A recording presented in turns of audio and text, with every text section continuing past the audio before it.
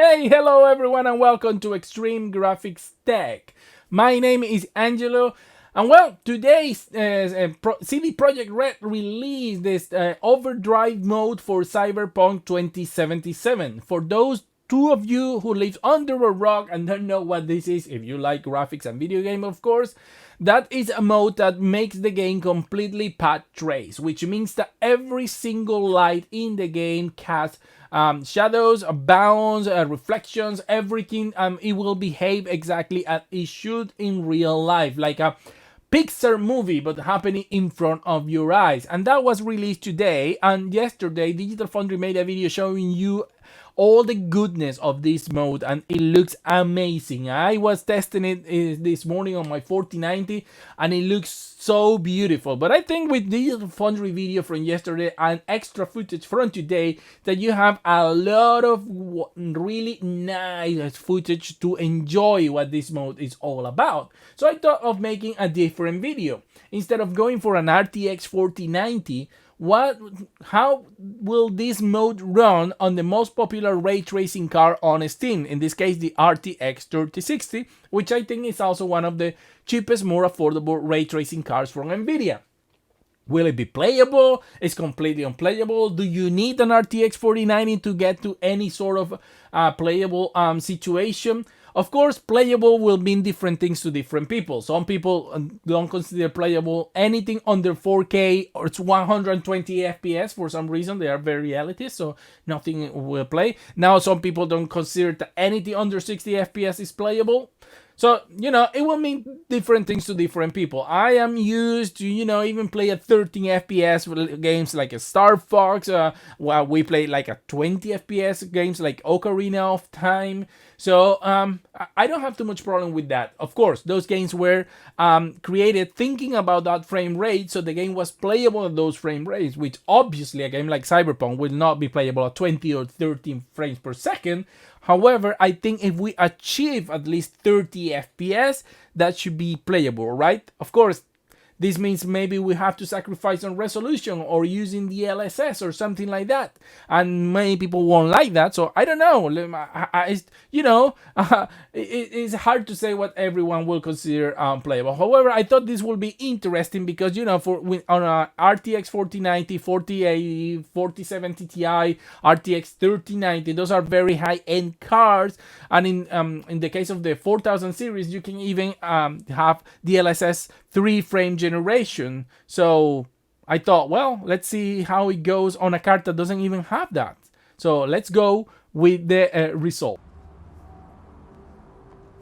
So let's start with a silly test. In this case, I set the game at 4K native. Obviously, all the tests are going to be done on Overdrive mode. And I just started or tried to play the game, and as you can see, well, this is like a PowerPoint presentation, or even worse. I've seen PowerPoint presentations faster than this one, and we're going at like 4 FPS. I have to say that it's not crashing, at least, which is much better results than some games without even ray tracing. Let's remember, this is a AAA game, completely path trace, so that's quite impressive that we can even have these sort of games running today and with an RTX 3060. So I just wanted to try this just to show you why sometimes resolution is not everything, and why sometimes, well, you need to help with other techniques in order to achieve better or playable frame rates. Now I try again something a little bit better, 1440p native, but still it's not enough. We cannot play this game at this frame rate. We're getting like 8 to 9 FPS, which is double what we were getting before, but it's still nothing close to playable. So this is one of those games that evidently we are not going to be playing at these resolutions, at least not natively. And sometimes, that's okay, and that's why we have techniques that allow you to still enjoy the game without having to rely on native resolution. And in the future, we are going to see, low-end cards that are going to be able to play this using DLSS or FSR or other techniques quite right well. So I think nowadays the resolution, it doesn't mean too much, to be honest, because we can get performance, even better performance using other techniques that will make the game look as good, if not better, even when they are running internally at less resolution. And finally, I'm testing at native 1080p. And as you can see, well, yes, things improve quite a lot, but it's still not enough to make this game playable. It's a very slow game. A 14, 15 FPS is better than Star Fox on the Super NES, but it's still no close to make a game like this, especially a first-person shooter game. Well, not shooter, but a first-person game to be, comfortable to be playing at 15 FPS. I think this is a game that requires at least 30 FPS minimum to make it, playable. In the sense of not creating any sort of dizziness, or that everything looks all right, because this way you can see it's very blurry, very bad, very choppy. So I don't think anyone is going to be playing like this. Having said that, then of course we start testing other modes and see if we get to playable frame rate. And here we are. It's the first time we see this game like in a frame rate that we can call playable. And this is using 1080p DLSS balance. That I have to say, it looks much better than I was anticipating. I know some people don't like it. I am myself will normally not recommend going under quality for 1080p because, well, we know the quality is going to suffer. But this is a game that the only way to make it playable in this case will be using at least DLSS balance, because as we know, this is a path trace game. So in this game, well, that you could do some sort of sacrifice, and you are going to get around 30 FPS. It's not going to be perfect, but at least it's going to give you that playable experience, considering we are playing on an RTX 3060 that is not a GPU recommended by the developer. Maybe in the future there are going to be more optimizations, but right now, as you can see, you can go from between 25 and 30 FPS. Now, when testing at 1080p DLSS Ultra Performance, then we can get the magical 60 FPS. However, as you can see, the image does suffer. However, I will say it does not suffer as bad as maybe with FSR or as other games I've seen. It's not that I'm telling that I recommend you to play like this, but it's not that terrible either. I don't know. I think it's more than perfectly playable, and especially if you consider you're playing RTX 3060, a completely AAA game, path trace. I think it's really good enough. As once again, this is sort of a trade-off that I'm trying to make here. I'm not saying the image quality is extraordinary, but I don't think it's bad according to the trade-off you're doing. You're having a path trace game and having just a lower resolution, or a more blurry image, which I still think doesn't look that bad, to be honest. And that's my take on this particular scene. Now we're moving to 1440p, and the reason to try now 1440p is because sometimes when you move to a higher resolution but lower DLSS, you get a final better image, because the rendering image from which it starts is higher, and also the resolution that it tried to reconstruct is higher, so you can get like the best of both worlds. However, as you can see here at 1440p DLSS performance, for some reason we are not getting in near close those 30 FPS, which I would thought we would have, considering we were at 1080p DLSS Ultra Performance and we were getting 60, so I was hoping to get at least 30 FPS at 1440p with performance, but it was not the case. The image quality is quite good, it's much better than the other images we have seen so far. However, the frame rate is not good enough to call it a playable experience, so I wouldn't recommend using this.